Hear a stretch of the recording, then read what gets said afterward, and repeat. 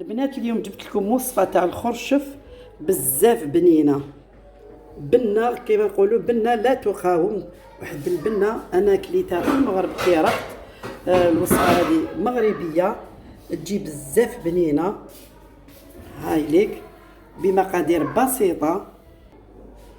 هاي ليك شوفوها ان شاء الله تعجبكم البنات وتجربوها وتفضلوا معايا تشوفوا طريقه تاع التحضير.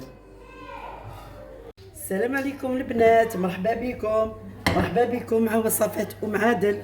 ان شاء الله تكونوا كامل بخير وبصحه جيده يا ربي. اليوم جبت لكم وصفه تاع الخرشف على طريقه المغربيه، وصفه بزاف بنينه. حطيت الدجاج تاعي، تحطي حسب العائله اللي عندك وحسب الكميه اللي حبيتي تحطيها فيه تاع الدجاج، وزيدي لها البصل، حبه بصله تكون كبيره تقطعيها في الروبو ولا تقطعيها جوانح كيما حبيتي، لانه بعد تعاود تدبال تنقرحها. هاي ليك نديرو هكذا ونزيدو الان نديرو لها التوابل اللي نسحقوهم. عندنا نديرو لها الملح.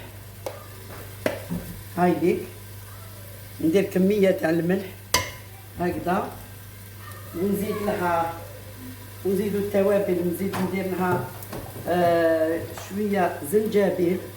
هاوليك كميه تاع الزنجبيل نديرو لها الفلفل الاسود. هاي ليك هذا واش نديرو لها التوابل. ونزيد لها زعفران. هاي ليك تاع الجombo هكذا. هذا يطلق البنه اللي تجي بنينه بزاف به الوصفه هذه. هم يبيعوا فيه هكذايا مكعبات كي تاع الجombo. هو زعفران ها وكيجي اصفر هكذا ويعطي بنه في الاكل. وعندي هنا تاني كميه تاع القزبر والمعدنوس هكذا. عندي قزبر ومعدنوس مقطعين رقاق. هاذيك هكذا نقليوها مليح هكذا. لا نقصوا للفرن ونخلوها تقلى مليح هكذا، ونعاود نولي ليها. هاي ليك هكذا نخلوها تتقلى مليح ونعاودو نوليو ليها. والان البنات هاي تتقلى نزيد لها حبه طماطم. هاي ليك نزيد نقليها معاها. انا كنت قطعتها ونسيت ما حطيتهاش. هاي ليك نكملوا نحطوها لداخل. حطوها في الاول مع هذوك مع البصل والقزبر والمعدنوس هكذا باش تزيد تعطينا البنه للوصفه. هاي ليك والان نغلق عليها ونزيد نخليها تتقلى مليح ونعاود نولي ليكم. والان البنات هاي ليك هذيك الدجاج بعد ما قليناه كامل.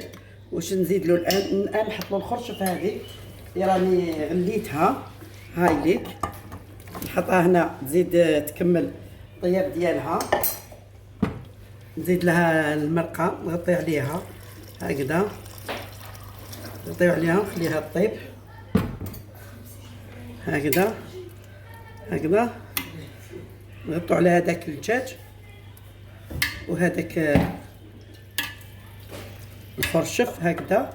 والان نغلقوا عليها ونحطوه يطيب. الان البنات طابت هذيك الخرشف وهذاك الدجاج. نزيدو نحطوا له الزيتون الفيولي هذا هكذا، نحطوه له يزيد يغلي معاه غليه ولا زوج، يتشرب لاصوص هذه تشرب ريحه هذا الزيتون هذا تجي بنين. ونتلاقى معكم في صحن التقديم.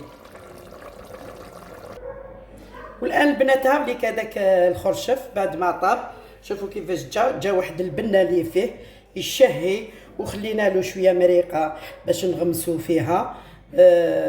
ان شاء الله تجربوها البنات. هذه الوصفه هايله بزاف، وصفه مغربيه وكل واحد كيفاش يطيبها. مام في المغرب كل واحد وطريقه كما يقولوا تختلف من بلد لبلد، ماشي للبلد يعني من كما حنا نقولوا الولايات من جهه لجهه تختلف الطياب تاعها، وشنو كما يقولوا بريسك كيف هذه هي الطريقه تاعهم. وان شاء الله تعجبكم وتجربوها. ولا عجبتكم حطوا لي في لي كومونتير. وما بقى لي غير نقول لكم البنات شهيه طيبه، شهيتكم في الجنه، ونتلاقى معكم ان شاء الله في وصفه واحده اخرى وفي فيديو اخر. والسلام.